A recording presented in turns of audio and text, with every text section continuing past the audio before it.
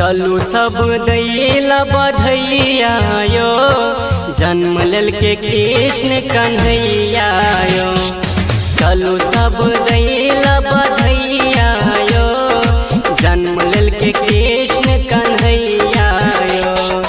दुखिया के पार उतारा वाला कृष्ण मुरारी गिरिधरिया यो।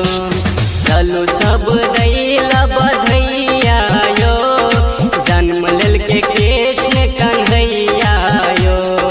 चलू सब दैला बधैया यो, जन्म लेल के कृष्ण कन्हैया यो।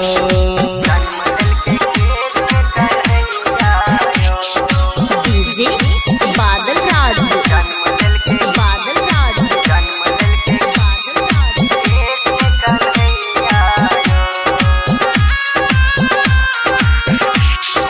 यशोदा के अंगना बाजे ए बजना, सब कियो सोहर गाबै छे।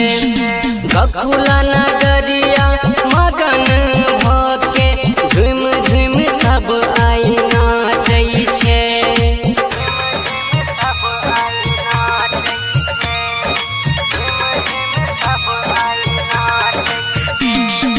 यशोदा के अंगना बाजे ए बजना, सब कियो सोहर गाबै छे।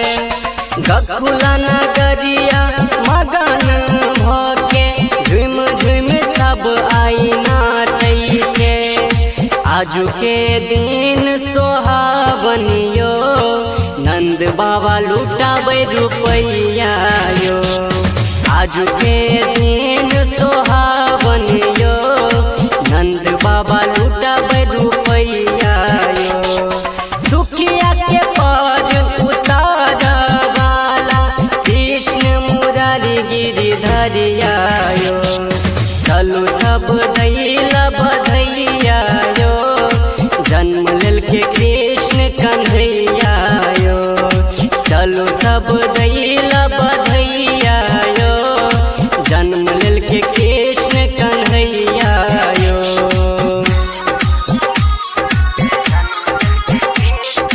डीजे बादल राज, बादल राज, बादल। अभी आप सुन रहे हैं झंझारपुर से मिथिला रिकॉर्डिंग स्टूडियो की शानदार प्रस्तुति। यशोदा के आँखक तारा कन्हैया, नंदक राज दुलारा छिए। दुष्टन से बचाबै वाला गखुला नगर के सहारा छिए।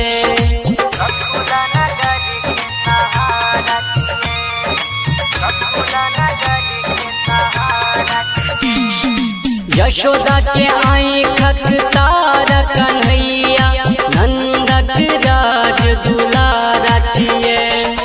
दुष्टन से बचाबै वाला गखुला नगर के सहारा छिए।